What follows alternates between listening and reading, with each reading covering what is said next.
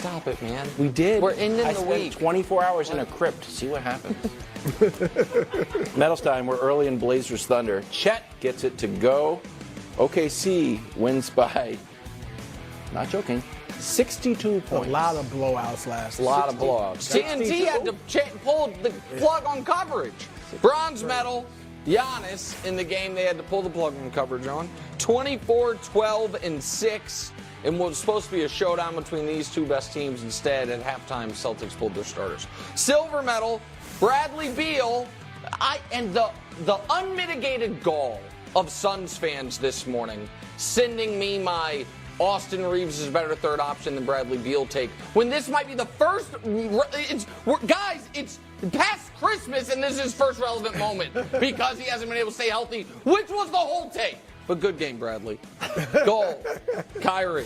44 and 10 in a win over the Knicks. Knicks, you can't lose that game without Luka playing. Just can't. It's a bad loss. There's the podium from last night in the association. Excellent.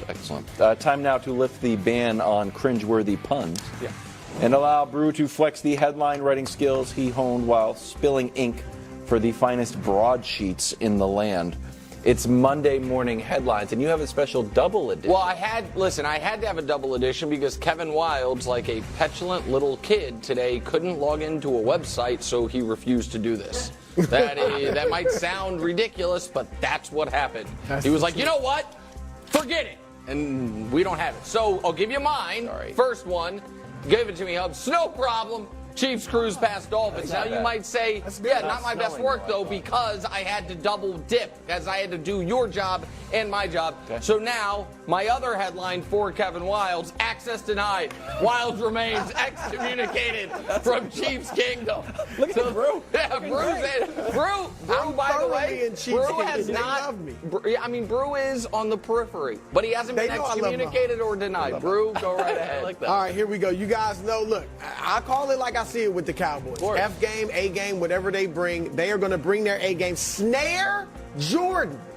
Dak and McCarthy send Green Bay packing. Why snare? In tough love playoff debut, because they trapped Jordan. They shut him down. They packing. Snare Jordan. Like tough Air love. Jordan. I mean, it was great. No, I understand that. I thought it was great. I thought it was excellent. Brew, you don't like that? Brew, we only do this segment so you can crescendo the week. Excellent. Snare Jordan. Yeah. I need to get Chris. We'll try to do better next. Early in Dallas. You know, this is Precious Achua. When this works, it looks awesome.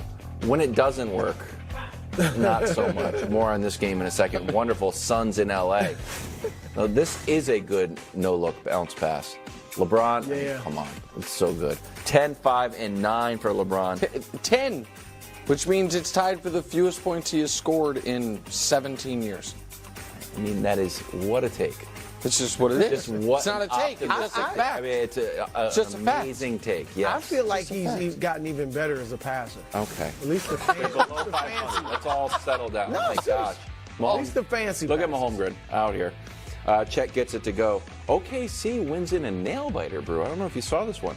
Only by 62. I had 65. What a loss. Tough one for me. Wonderful first quarter in Dallas. Kyrie with the one-handed pass to Josh Green. Kyrie goes for 44.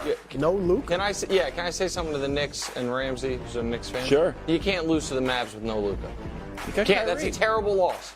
It's a bad loss. If the Knicks are trying to take that next step, that's a bad loss. Sorry, Ram Man. Well, it shows you the Knicks are where they're in the back, just taking it. Just upset. Back to LA, Josh Okogie on Jackson Hayes. Suns win. They're 20 and 18. But, you know, LeBron did have 10. No, I said it was the fewest points. You turned a horrible game for the Lakers into a compliment. What? I just gave facts, buddy, not feelings. It's just facts. Steelers headed up to a very windy Buffalo where the Bills are favored by 10 points. Buffalo has won 5 in a row, and they host Pittsburgh, who have won 3 in a row on their own. Here's Josh Allen. You want to peak at the right time. I think this football team, we've still got our best ball to play, but we're turning in the right direction. And we're very fortunate to be playing another game. There's a lot of teams that aren't in the playoffs. A lot of guys that are, not practicing today. So this is a very inspired group right now. just love that we're able to come in here and do what we love to do. Sure. Allen this season as a 10-point favorite. All wins, so that's glass half full. If you want to look at glass half empty, the New England win was not great. The Chargers win was not great. Bake Show was close. Giants are not a good team. The Giants game was a bad game, too.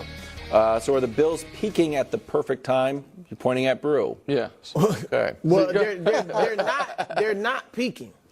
Now, they've won 5 straight, but like you said, I mean, the Chargers game, the last 2 wins have not been, or 2 of the last 3 have not been impressive. But on the bright side, they're winning with Josh Allen not playing his greatest football. Now, I know people raved about some of the things he did last week. In the last 5 games, he's got 5 touchdown passes, 5 interceptions. Now, he's run for 6 TDs, but we're talking about throwing the ball. He's made some mistakes, and they found ways to win. And the defense has held down Kansas City, Dallas to just 10 points. Even if it's on the road, still holding them to 10 points is impressive. And so, again, even if they were playing great, I still would be like, so? Like, they're the ultimate coach to me, the ultimate I'll believe it when I see it team. So I'm always going to, whatever game they enter, I'm going to be wondering, are they going to be the great Buffalo or are they going to be the trashy Buffalo? So, I mean. Trashy. That's the only word I can think of. What are you wearing? When we won our first Super Bowl, we weren't the trashy coaches. Probably people thought that. When we won our first Super Bowl, we were 5-5, and so after that point, we didn't lose another game in the regular season. Ended up going on and winning the Super Bowl. And during that run, there were a lot of games that we won in different ways, but we figured out a way to win, and that's what Buffalo's done as well. And I think that's actually a good thing because they don't have to just rely on Josh Allen. And Josh Allen has the potential at any game to be unbelievable, but they're not only relying on him. I think one of the interesting things is during their 6 losses, they lost 3 of those games in the final 2 minutes. During the bye week, they really started focusing on 2-minute offense, 2-minute defense. They put a lot of different things in, and they tried some different things. And during this run, there were 3 games they could have lost in the final 2 minutes that they ended up winning. So they addressed a significant problem, to me, which is really encouraging. So with Josh Allen having the potential to be Superman at any point, that's great, but they haven't had to rely on him being Superman down this run. And there's been a lot of times where he's been Clark Kent, and they've still figured out a way to win. Yeah, so I agree with what Bruce said. They peaked in week 14 and 15, beating the Chiefs and then shutting down the Cowboys. The last 3 weeks, 2 of those games they played poorly outright, the Charger game and the Patriot game. And I thought the Dolphins game, they played pretty poorly for big stretches of it, and the punt return flipped it, and credit to them for finding a way to win. I would be very nervous if I were them right now for one reason and one reason only: the wind. So I know that sounds silly. It's like both teams have to play in it, but so they're talking about there being gusts of up to 50 miles an hour.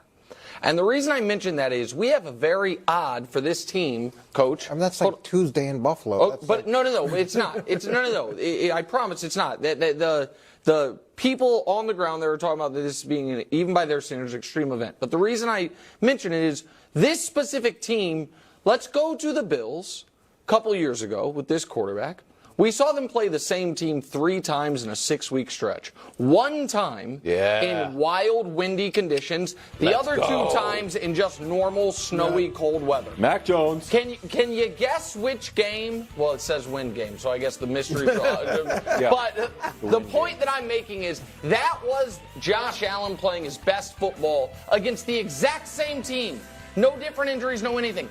And the conditions were the difference between him averaging over 300 yards and 4 touchdowns and a game they lost 14-10.